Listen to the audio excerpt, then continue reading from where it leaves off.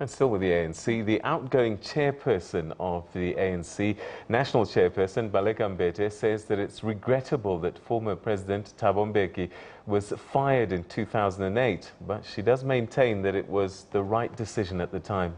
Mbete, who's been party chair for 10 years, has also put her hand up to succeed President Jacob Zuma. Well, of course, this week we've been bringing you special interviews with members of the top six. In a wide-ranging interview, SABC reporter Aldrin Sampear, the current speaker, spoke to the current Speaker of Parliament, and she also rubbished claims that she's been protecting President Zuma. And so the countdown has started, of course, to the ANC's elective conference. All eyes will be on the top six officials who will be re-elected and who will be newly elected and who will become the president of the ANC as President Jacob Zuma's term comes to an end. And one of those people who is in the running to becoming President Jacob Zuma's successor is Baleka Mbete. Thank you so much for joining us. Let's first start with your tenure as a chairperson of the ANC. It's been 10 years. What would you describe it like? It was a very rich tenure, but of course, as you know, there are bumps, there are ups and downs, there are high moments of great joy and celebration, and for me, that was the centenary of the ANC. There are also moments that are very taxing, that are such that it really takes everything out of each one of us and out of the organization collectively. So it was a very interesting time, and we look forward to a good time beyond the 54th National Conference of the ANC. And I guess one of those ups, those moments with celebrating for the party was just ahead of the centenary, the announcement that the party had over 1 million members. Yes, it was very, very good, but we also know that there are certain patterns in the conduct of membership within the organization, and so it's not always a continuum that is stable in terms of membership. There'll be moments, and in fact we have found over the years that towards conferences there's a lot of interest in coming into the structures of the organization, but after some time things go down. Also, you must remember the membership of the ANC are largely the poor. So it's not people who always can necessarily keep up with what it takes to make sure that you've paid up your dues and you do everything that is supposed to be done in order for the organization to be able to run at a particular level, but in particular also for you to get your membership card, because there have also been those kinds of challenges. Why is it then that the ANC hasn't been able to attract the more affluent citizens of the country, speak about the intelligentsia of the country as well? Because this is also an issue that's raised in some of the discussion documents as well. How does the ANC make sure that it also attracts these type of people? What I've found is that it's not an issue of those types of people are not attracted to the ANC. They are the types of people who are always involved in intellectual, academic exercises, engagements, and are raising questions, are raising issues, and in fact are not anti-ANC, are not against the ANC in the majority. However, they are raising issues which we welcome as the ANC, because the ANC is an organization that is very open to engagement, that is very open to even coming out itself on what its challenges are or what it is finding are challenges in society. So the fact that to start with, as a nation, as South Africa, we are still in the making. We are not a formed entity. We are not solidly on the ground. This is how we are. We are in the process of being formed, and therefore we are not yet where we can say this is black and white. We are able to say some people are raising questions about the ANC. We are grappling with it, whatever the questions are. So I think the intelligentsia are there in the organization. In any case, the ANC is a very intellectual organization.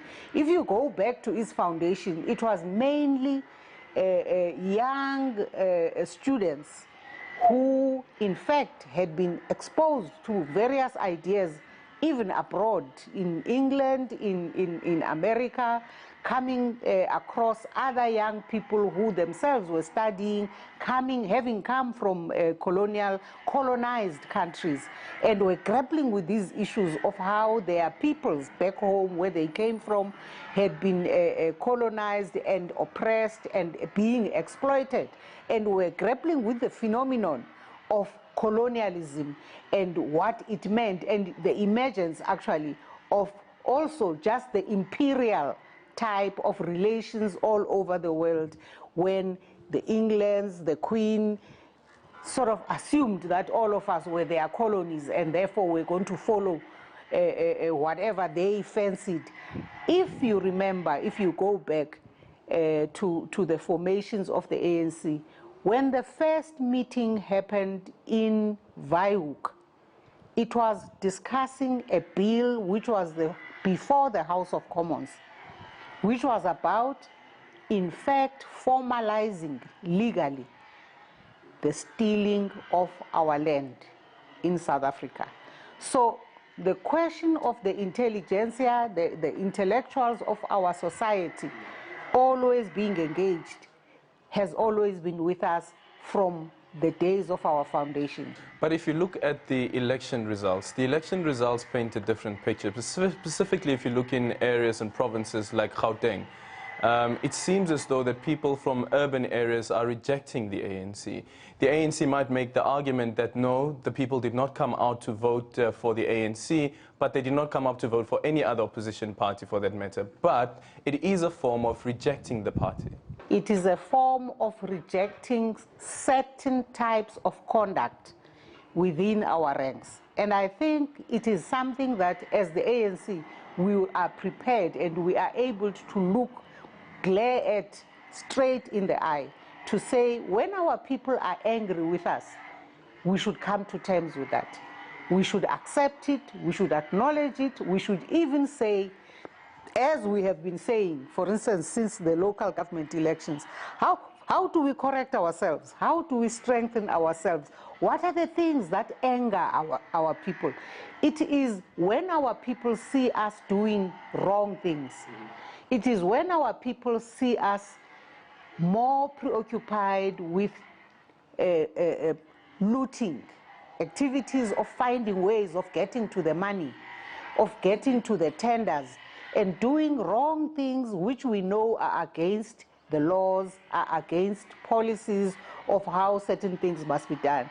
So I'm saying people are not anti-ANC. People are upset, people are angry, and that's not the overwhelming majority of South Africans necessarily. But many people have expressed themselves, but people's loyalty to the ANC and what it stands for, because I think we must differentiate between wrongdoing, we must differentiate between wrong practices or, in fact, criminal activity, even done by ANC members. I mean, we hear about a young man who was at some point a youth league leader who beats up a girlfriend to death. You know, we can't say that's not wrong just because it's an ANC person. And when people get angry because they see this one ANC person do a wrong thing, we understand, we must accept it, and we must find ways of correcting those things. I think the criticism has also, though, been that does that level of holding people to account and calling people out go all the way to the top, up to the president's level? Because some people have argued that it would seem as though that the current NEC and the ANC's top officials are more focused on protecting President Jacob Zuma instead of protecting the legacy of the party, which has had a knock because of President Zuma's tenure as president of the ANC and president of the country. We have said, as the National Executive Committee of the ANC, and also as the officials of the ANC, it does not matter who it is concerning. Wrong is wrong. And therefore, for us, if it can just be told to us what it is that is wrong, that we must react to, we have no hesitation in ensuring that the right thing is done. But it cannot be said that just because 1,000 people are screaming or are marching, are demonstrating, then it seems that that is wrong. We can't do it that way. So we always say we have created institutions. Those institutions have their own way of working, and people must take issues to those institutions and prove the wrong, and less than all of us fall in line in saying the law must be respected. Those institutions include one of the institutions that you chair, that is the National Assembly. Yes. And the Constitutional Court has found against the National Assembly in saying that the National Assembly has failed to hold the executive to account. So is it not true then that even the National Assembly is then failing to live up to the ideals of what the ANC says, that all its members must be held to account? If you remember, the National Assembly is not one party. It is not a grouping that comes from one province or one corner. It is the collective of the various members of parliament that have been brought into that plenary hall by different interest groups and parties coming from all over the country. And therefore, we have agreed to work according to certain rules of the institution. We have structures through which we do the things that we do. And that's all we have done. The Constitutional Court has since found the way you are quoting. The House has had to then find a structure that will pursue those issues and see what it is that we could have done differently. The truth is, we formed the structure that is appropriate for purposes of looking at the matters that were before us, and we pursued those issues. Yes, at a political level, other things happened, and what happened is that political parties that are opposed to the positions of the majority party, of course, walked out, and that then complicated the space, and the rest is history as we know it. So we are not respecting what the court has said, but I'm saying to you, we also have institutions, we have rules, we have structures, we've got ways of doing things, and those ways have come out with what we did because we formed the ad hoc committees and they found the way they found. What do you say to someone who says that Baleka Mbete, as the chairperson of Parliament, has been preoccupied with protecting President Jacob Zuma? I would say they are very wrong. That's all really I would say. Because trying to crack my head, as I have asked you all in a public forum, in a press briefing, what exactly is this that is protecting the president? Because there's nothing from the chair that I or any other presiding officer has done that we would not have done had Mmusi Maimane been the president and had he been faced with the same set of circumstances. So they are very wrong. They are just not getting it, I think. Let me ask you about politically within the ANC. Why has it been so difficult for the party to recall the president? There's at least been 3 attempts within the NEC to recall President Zuma. Of course, those have failed. Why has it been so difficult? Because clearly that's a view that does not have the support of the overwhelming majority in the ANC, most definitely in the National Executive Committee. Is it fair, though? And I'm asking this question in relation to what happened with former President Thabo Mbeki, that it seemed that it was almost easy in September to recall President Thabo Mbeki and more difficult to recall President Jacob Zuma. Why is it that it was so difficult to do this? I think you must look at what the issues were. Why is it that in one set of circumstances something happened as opposed to the other? I don't think that you should generalize and say because it happened with one member of the ANC or one leader, it necessarily should be expected to just happen with the other. I think you need to look at the detail and look at what were the set of circumstances, the relations, the interactions, in fact, from the Polokwane conference onwards. What had been happening that precipitated what then resulted in a recall. In hindsight, do you still think that it was the right decision that the party took to recall Thabo Mbeki? I think it was a sad decision. It was a very sad decision that we all participated in moving towards. But it had to happen because of what had preceded that meeting where the NEC ended up in that decision. Mm-hmm. And another one that's happened during this tenure as well, that seems to be quite focal, is the expulsion of Julius Malema. In hindsight, do you think that the party has dealt with this matter properly, considering that you still have members inside the ANC who are still saying that the likes of Julius Malema should be called again to come and join the party again? I think those people who are making those calls are correct. But that's not to say the ANC at the time it took that decision could have done differently, because you can't be faced with members of your organization who consistently are defiant and who consistently are not working according to the procedures and the structures and the decorum of the party. So there are times when you have to take decisions because the general set of circumstances is leading you that way, regrettably as it might be.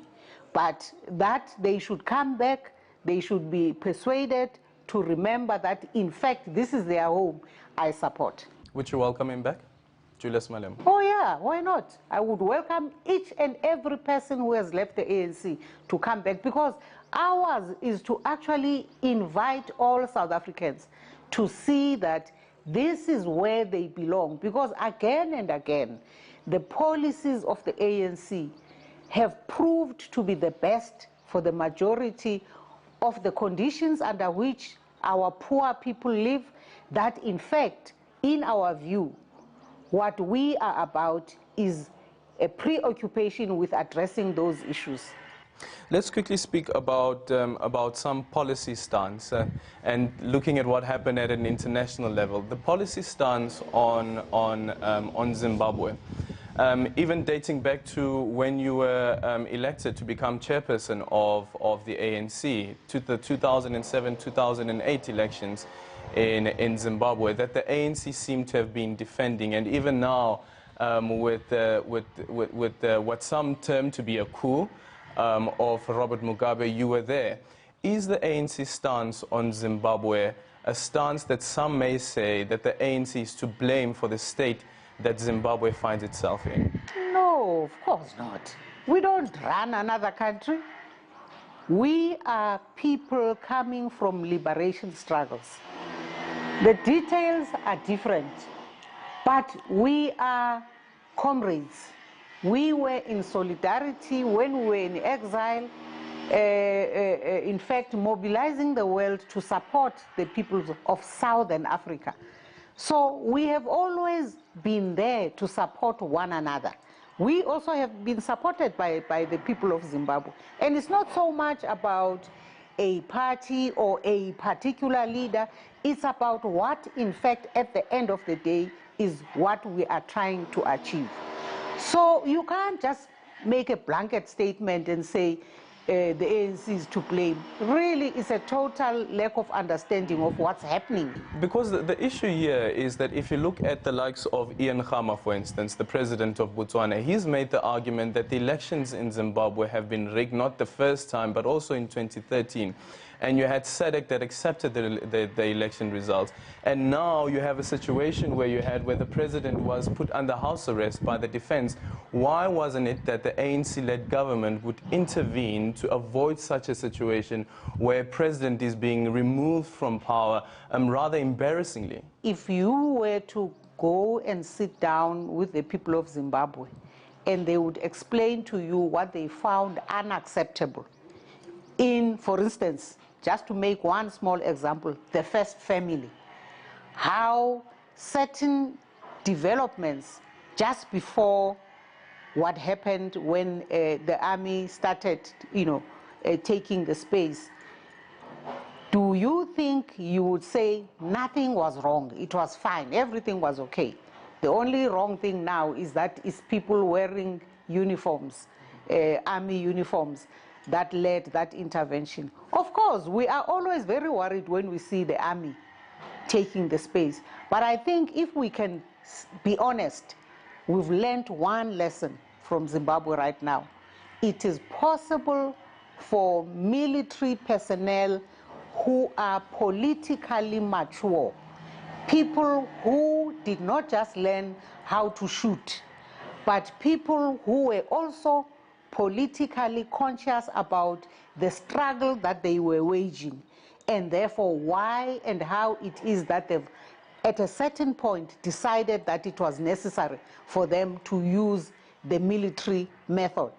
So it's not so much that they are the military as it is what is their analysis of what's going on in their society, what for them is unacceptable, their understanding of the positive contribution they could make at a strategic moment in the history of that society. And now they've done it successfully.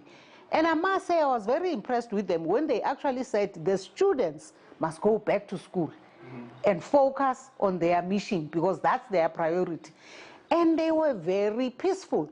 They were very, very disciplined in how they intervened, but making sure that at the end of the day, what happens is everything goes back to the people that must actually conduct the life of the Zimbabwean people forward. But I think we've learned that it's possible for the military not to always be intervening in a manner that results in lots of blood flowing. But should they even intervene? That's the problem. Is it even their space to get into political issues? They shouldn't intervene if at a political level nothing is going wrong. But when at a political level the first family now has a right, or one member of the first family thinks there's a right to just come in and determine who's going to be thrown out, a whole vice president is removed. I think for any right-thinking person, anybody that has the possibility to intervene, to create the space for politics to continue, I think has a responsibility, and they took it and they did it, and they've taught us that you can do it without a drop of blood. I'm sorry to say this, but I feel so uncomfortable with that answer because I'm thinking now about what's happening in the country, and some people saying that President Jacob Zuma is trying to have his ex-wife, Dr. Nkosazana Dlamini Zuma, to be elected as president of the ANC. Then how do you make such an argument in saying that one person wants to decide what happens with the country and the military must... I have not heard that. I'm aware that Comrade Nkosazana is a candidate, and I know her. We've worked together over the years. She's a cadre. She has a right, and she has put her hand up. Who is supporting her, who is not supporting her, for me, is not my issue. So what's happening in the country wouldn't necessitate an instance where we have the military intervening in the politics of South Africa? At this point, nothing has come about that would necessitate such. I really think it would be totally far-fetched to try and put the South African situation next to the Zimbabwean developments that were day by day getting more horrifying. You see, after the removal of the vice president, when now, in fact, what was going on, according to reports, was that certain people who were seen as people who went with the former vice president then were being removed from the provinces and districts. That was getting to be quite scary. And therefore, it was, in my view, a worthy intervention, and an intervention that has proved itself to have been warranted, because what these people then did was to hand over to the political leadership. Thank you so much for your time, and I guess all the best for the ANC as we head into the ANC's elective conference. Thank you. Sampear speaking to the chairperson, the national chairperson of the ANC, the outgoing, should I say, because this weekend it's all change hands. Yeah, technically everyone has to resign, even if they are re-elected to their post. So throughout the week we've been bringing you interviews with the members of the top 6, and do catch our one-on-one interview with ANC Deputy President Cyril Ramaphosa. Same time, same place tomorrow, right here on Channel 404.